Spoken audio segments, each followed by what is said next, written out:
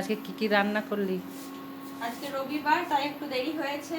এই যে এখানে আছে ভাত, আর এখানে আছে ওই যে কালকে চেরি টমেটোগুলো যে দেখিয়েছিলে, ওই টমেটোগুলোর চাটনি। অনেকে কমেন্টে বলেছে, অনেকে পারেনি। হ্যাঁ, এখানে আছে আলু পটলের তরকারি, এই যে।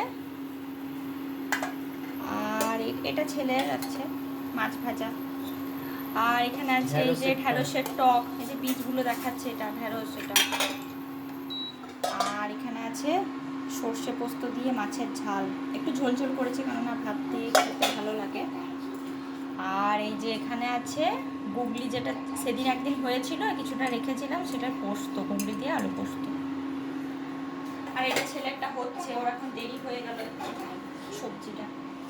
আজ রবিবার, আজ এটুকুই। টাটা। তোমাদের বাড়িতে কি কি লাঞ্চ হয়েছে জানাবে, কমেন্ট করে জানাবে। টাটা, বাই বাই, সবাই ভালো থেকো, সুস্থ থেকো।